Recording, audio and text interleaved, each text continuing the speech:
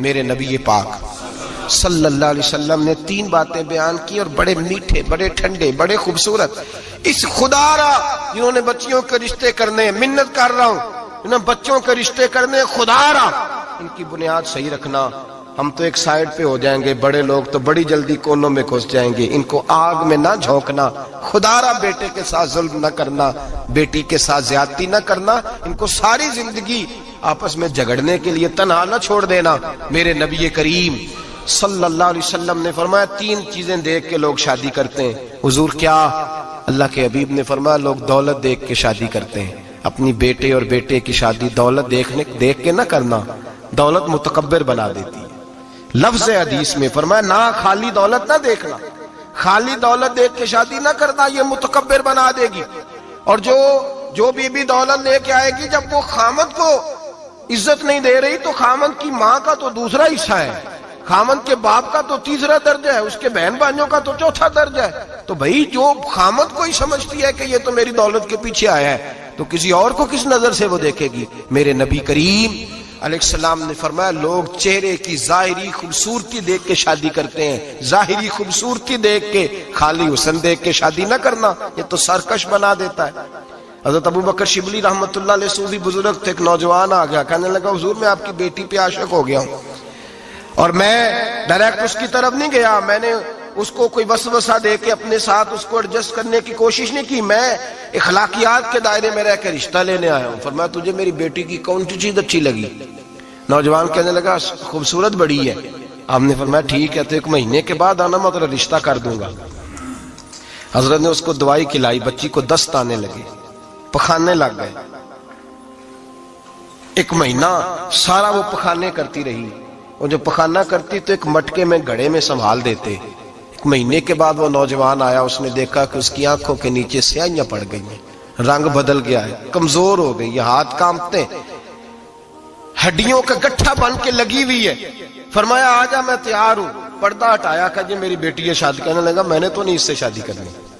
کہ تو کہتا تھا عشق ہو گیا ہے، پیار ہو گیا ہے. تو اس نے کہا صاحب میں تو اس کی خوبصورتی سے پیار کرتا تھا. تو آپ نے فرمایا اگر شادی کے بعد میری بیٹی بیمار ہو جاتی، اگر نکاح کے بعد اس کے حالات بگڑ جاتے تو کیا کرتا؟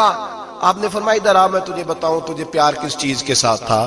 اس کا بازو پکڑا اور گند والے مٹکے پہ لے گئے. فرمایا تو اس گند سے پیار کرتا، یہ ہے تیری محبت. میرے نبی پاک صلی اللہ علیہ وسلم نے گھر ٹوٹنے سے بچانے کا نسخہ پہلے یہ بتایا. فرمایا خالی دولت دیکھ کے شادی نہ کرنا، دولت متکبر بنا دے گی. اور خالی حسن دیکھ کے شادی نہ کرنا، حسن آدمی کو سرکش بنا دیتا ہے. حضور کیا دیکھے؟ فرمایا دین دیکھ کے شادی کرنا، اللہ تمہارے لیے برکت پیدا فرما دے گا. دین دیکھ کے نکاح کرو، دین دیکھ کے نکاح کرو. محبوبہ یہ دین والا لفظ کس کے لیے ہے؟ فرمایا ادھر آؤ، کائنات میں اگر اللہ نے سب سے شان والی بیٹی دی ہے تو مجھے دی ہے، اور میں اس علی کو دے رہا ہوں جس کا مکان بھی کوئی نہیں، کاروبار بھی کوئی نہیں، جس علی کا بظاہر کوئی بینک بیلنس نہیں، کوئی مربع نہیں، کوئی شے نہیں. حضور علی کے پاس کیا ہے؟ فرمایا میرا علی عشاء کے بعد قرآن شروع کرتا ہے تو فجر سے پہلے ختم کر دیتا ہے. میرا علی صبح کی نماز کے وقت تلاوت شروع کرتا ہے تو ظہر سے پہلے قرآن مجید پڑھ دیتا ہے. فرمایا رزق کھاتا ہے، تھوڑا کھاتا ہے پر حلال کا کھاتا ہے. فرمایا پاکیزہ روٹی کھاتا ہے، اور جب میدان میں نکلتا ہے تو برادری کے لیے نہیں نکلتا. جب تلوار لے کے نکلتا ہے تو یہ مکے کے لیے نہیں لڑتا، یہ تلوار لے کے نکلتا ہے تو قومیت کے لیے نہیں لڑتا. محبوب کس لیے لڑتا ہے؟ فرمایا یا خدا کے لیے لڑتا ہے یا محمد مصطفیٰ کے لیے لڑتا ہے. اس کی تلواریں پاکیزہ، نظریات پاکیزہ. دیکھو میں بیٹی کا نکاح کہاں کر رہا ہوں. میرے بھائی تو نے رشتے کی بنیاد ٹھیک نہیں رکھی تو یہ ٹوٹ گیا. لیکن ہاں آپ کہتے ہیں مصری صاحب آپ نے نیچے جو ہے نا وہ بنیاد، اس کی بیس جو تھی، نیند جو تھی وہ صحیح نہیں تھی تو دیوار گر گئی. جب بنیادی حسن تھا تو مان پڑ گیا، ختم ہو گیا معاملہ. جب بنیادی دولت تھی تو کب تک لالچ پورا ہوگا، کب تک آپ دیں گے؟ دین اللہ کرے ایسے لوگ بھی ملے جو کہے پہلے پوچھ لینا بچہ نمازی ہے کہ نہیں. اللہ کرے کہ رشتے ڈھونڈتے وقت یہ کوئی پوچھنے لگ جائے. اللہ کرے کہ کوئی پوچھنے لگ جائے کہ بچی پردہ دار ہے کہ نہیں. اللہ کرے کوئی پوچھنے لگ ہی جائے کہ بچہ قرآن شریف کے ساتھ دلچسپی رکھتا ہے کہ نہیں. اسے حضور کی نعتیں اچھی لگتی ہیں کہ نہیں. وہ نبی پاک کے نام کا نعرہ لگانا جانتا ہے کہ نہیں. کبھی اس کی آنکھوں میں مصطفیٰ کے لیے کوئی آنسو آیا ہے کہ نہیں. کبھی وہ تڑپا ہے کہ نہیں، کبھی وہ رویا ہے کہ نہیں، کبھی اسے محبوب پاک علیہ السلام کی غلامی پہ ناز ہوا ہے کہ نہیں، کبھی ایسا ہوا ہے کہ وہ سر پہ پگڑی باندھ کے، چہرے پہ داڑھی سجا کے، سفید رنگ کا جوڑا پہن کے شیشے کے آگے کھڑے ہو کے کہتا ہو آج میں بڑا حسین لگ رہا ہوں اس لیے کہ میں اپنے محمد عربی کے لباس پہ لپٹا ہوا ہوں، اپنے رسول کا میں نے انداز اپنایا ہے۔ اللہ کرے ایسے بھی ہونے لگے، یہاں تک ہوتا ہے۔ اماں کہتی ہے بیٹے پیر صاحب سے کہنا تھوڑا موقع دیں، تیری شادی کر لیں، اس کے بعد ٹھیک ہے پھر داڑھی شاڑی۔ تو میں کہا کرتا ہوں بیوی لانی کاہے کو ہے جسے داڑھی پسند نہیں، لانی کاہے کو ہے جس کو داڑھی پسند نہیں۔ قرآن مجید فرقان حمید نے میاں بیوی کا جو رشتہ بیان کیا ہے نا، اس رشتے کو آپ سمجھیں جو قرآن پاک نے میاں بیوی کا رشتہ بیان کیا۔ کہن لباس لکم وانتم لباس لہن، فرمایا بیویاں تمہارا لباس ہیں اور تم ان کا لباس ہو، وہ تمہارا لباس ہے اور تم، اللہ اکبر، کیسا خوبصورت لفظ قرآن پاک نے، ہن لباس لکم وانتم لباس لہن، فرمایا وہ تمہارا لباس ہے اور تم، سمجھ آ رہی ہے نا جی بات کی، وہ تمہارا لباس ہے اور تم ان کا لباس ہو۔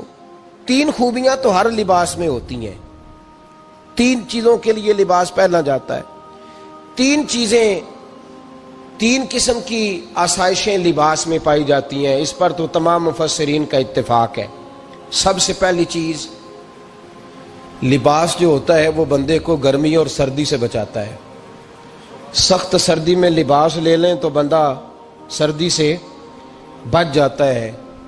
اس کا مطلب یہ ہوا کہ میاں بیوی ایک دوسرے کا لباس ہیں، اگر بیوی کی طرف کوئی تکلیف آتی ہے تو میاں اس کو بچاتا ہے، اور اگر میاں کی طرف کوئی تکلیف آتی ہے تو عورت اس کو بچاتی ہے۔ میاں بیوی ایک دوسرے کا لباس ہے۔ لباس کیا کرتا ہے؟ لباس آدمی کے عیب چھپاتا ہے، اس کے وجود پر کتنے دھبے ہیں، کتنے نشان ہیں، وہ سارے چھپا لیتا ہے لباس۔ میاں بیوی ایک دوسرے کے عیب چھپانے والے ہوتے ہیں، عیب بتانے والے، رونا رونے والے نہیں ہوتے کہ بی بی جب بھی میکے گئی اس نے جا کے رونا شروع کر دیا، اتنی میں تانگو دوسرا ہے ہی کوئی نہیں۔ اور خامد صاحب جب بھی ملے انہوں نے ایک ہی راگ الاپنا شروع کر دیا کہ میری کیا بات تھی، مجھے مل کیا گیا ہے، میں کیا تھا، میرے ساتھ ہوا کیا ہے۔ تو لباس ہیں، ایک دوسرے کا عیب چھپائیں گے، بولیے ایک دوسرے کا عیب چھپائیں گے، ایک دوسرے کی غلطیوں کی پردہ پوشی کریں گے۔ اور تیسرا لباس کا کیا مقصد ہوتا ہے؟ لباس شخصیت کا آئینہ دار ہوتا ہے۔ لباس آدمی کی اچھی اور خوبصورت طبیعت کا حصہ ہوتا ہے۔ جو لباس ہوتا ہے وہ انسان کو زینت بخشتا ہے، خوبصورت کر دیتا ہے۔ داڑھی والا آدمی ننگے سر پھرے تو خوبصورت نہیں لگتا، ٹوپی پہن لے تو بڑا پیارا لگتا ہے، ٹوپی پہنے تو بڑا، اور اگر امامہ باندھ لے تو نور نالا نور ہونا شروع ہو جاتا ہے۔ اللہ کرے آپ خوش ہو جائیں، آمین تو کہہ دیں، اور اللہ کرے فجر کی نماز آپ امامہ باندھ کے پڑھ لیں، آمین تو کہیں۔ چلو کونی جنہ دی داڑھی نہیں انہوں نے رکھنی چاہیے، جنہ دی نہیں انہوں نے، موضوع نہیں تھا پر ہماری بھی مجبوری ہے، داڑھی آ ہی جاتی ہے، ہر موضوع میں شامل ہو جاتی، رکھنی چاہیے۔ سب یاد رکھیں لباس آدمی کو زینت دیتا ہے۔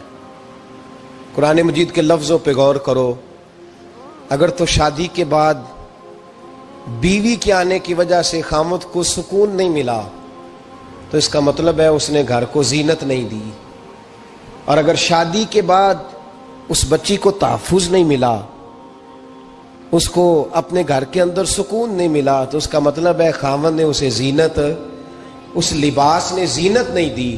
میاں بیوی ایک دوسرے کا لباس ہے، اس مقدس رشتے کو اسلام نے باندھا، اور لباس کہہ کے باندھا۔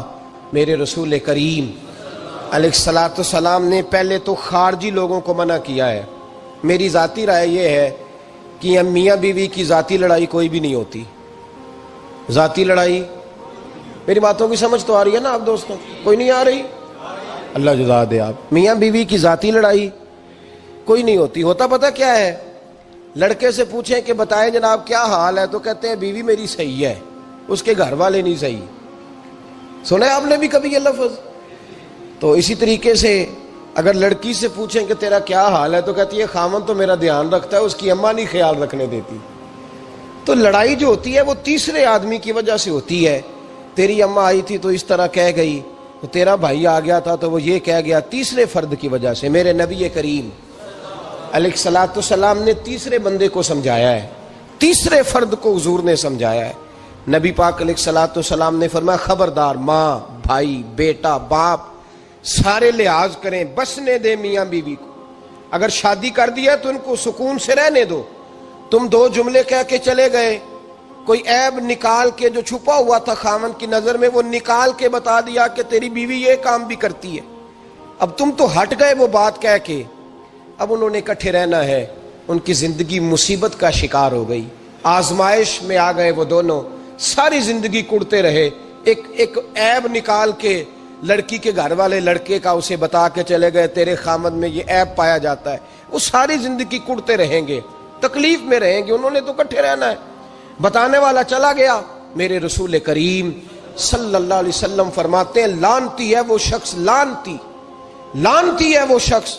یا رسول اللہ کون سا؟ فرمایا جو بیوی کو مرد کے خلاف اکساتا ہے اور مرد کو بیوی کے خلاف اکساتا ہے، وہ لعنتی ہے، ملعون ہے، رحمت الہی سے دور ہے وہ شخص۔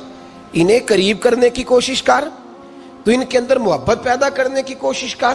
میرے نبی کریم علیہ الصلوۃ والسلام نے جب حضرت سیدہ فاطمہ الزہرا رضی اللہ تعالی عنہا اور جناب سیدنا علی المرتضیٰ رضی اللہ تعالی عنہ کی شادی کی تو نبی پاک نے دونوں کے سر جوڑے اور دونوں کے درمیان محبت کی دعا فرمائی، دونوں کے درمیان محبت کی دعا فرمائی۔ اور نبی پاک صلی اللہ علیہ وسلم حضرت فاطمہ کے سامنے جناب علی کے فضائل بیان فرماتے، اور جناب علی آتے تو نبی پاک فرماتے فاطمہ تو میرے وجود کا حصہ ہے، وہ تو میرے جگر کا ٹکڑا ہے۔ تو ان دونوں کے درمیان الفت پیدا۔ یہ سب سے پہلے تو خارجی لوگ اس بات کا خیال کریں، سب سے پہلے تو خارجی لوگ خیال کریں، توجہ دیں کہ ان کو بکھرنے سے بچائیں۔ اب میاں بیوی بھی سمجھ لیں کہ ہماری ذمہ داریاں کیا ہیں۔ مسند امام احمد بن حنبل میں حضرت ابو درداء رضی اللہ تعالیٰ عنہ سے حدیث مروی ہے، نبی کریم صلی اللہ علیہ وسلم کی بارگاہ میں ایک خاتون نے آ کے عرض کیا، یا رسول اللہ صلی اللہ علیہ وسلم مجھے بتلائیے خاوند کا حق کیا ہے۔ یہ جو حدیث سنانے لگا ہوں نا، یہ بیٹی کو سنانی ہے، جا کے یہ ٹیلی فون کر کے بہن کو سنانی ہے، صرف بیوی کو سنانے کی نہیں ہوتی یہ چیزیں۔ یہ حدیث بیٹی کو سمجھائیں، بہن کو سمجھائیں، ان لوگوں کو سمجھائیں تاکہ، اور یہ یاد رکھیں خاوند کے حقوق اگر بچی کے گھر والے اسے سکھائیں نا تو اس کی سمجھ میں جلدی آ جائیں گے، اور بیوی کے حقوق اگر خاوند کے گھر والے اس کو سمجھائیں تو اس کی سمجھ میں بات جلدی آئے گی، وہ خیر خواہ سمجھتے ہیں اپنے رشتہ داروں۔ یہ والی حدیثیں ان لوگوں کو سنانی چاہیے جن لوگوں کا بچہ ہے یا بچی ہے، متعلقہ آدمی حقوق بیان کرے۔ جب متبادل چیز کسی کے سامنے آتی ہے تو وہ کئی دفعہ سمجھتے ہیں کہ خلوص اس میں پورا نہیں پایا جاتا۔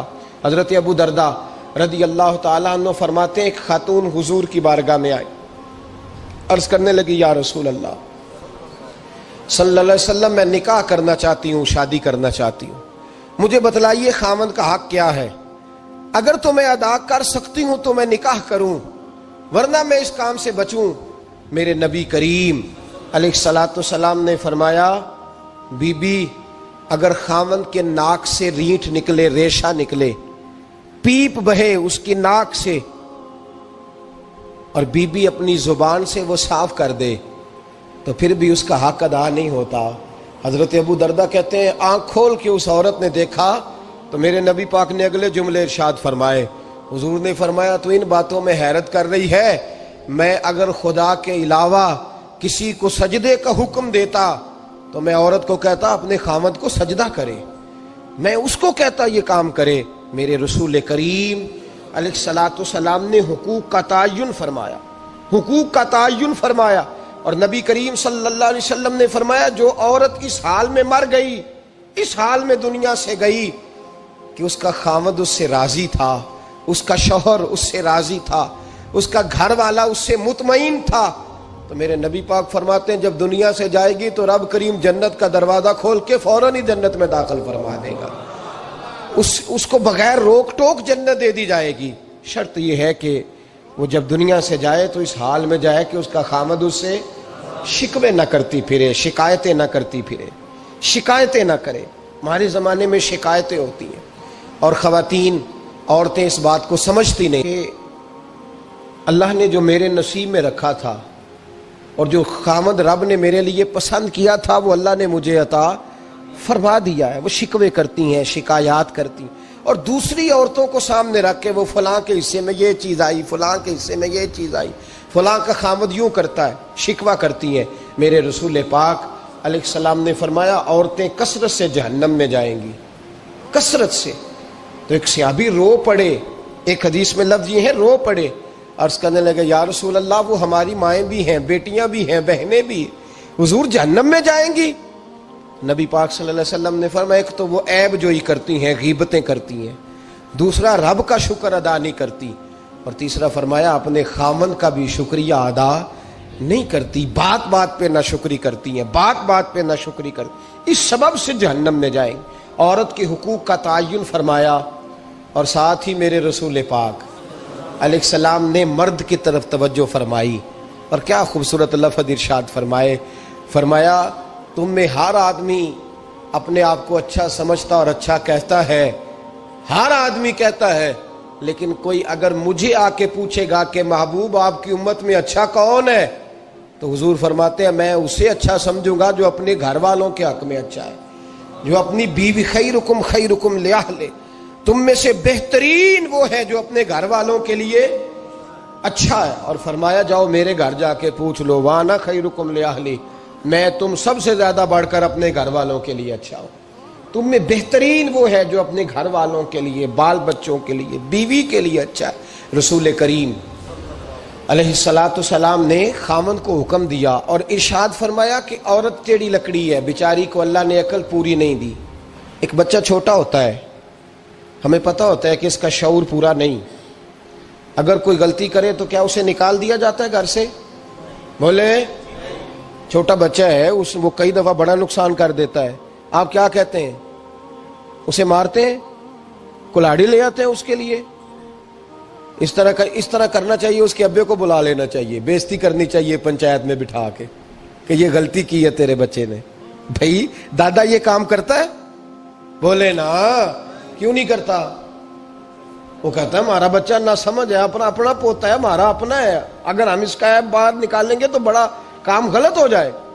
لیکن وہی ابا جی جب بہو کوئی غلطی کر بیٹھتی ہے تو پنچایت بلاتے ہیں، لوگوں کے سامنے معاذ اللہ تعالیٰ بڑی کڑوی کسیلی باتیں کرتے ہیں، ایسی باتیں کرتے ہیں کہ جو ان کی بیٹی کے بارے میں کہی جائے تو وہ کبھی پسند نہ کریں، اتنے سخت جملے کہے جاتے ہیں، بیٹی والے کو رسوا کیا جاتا ہے۔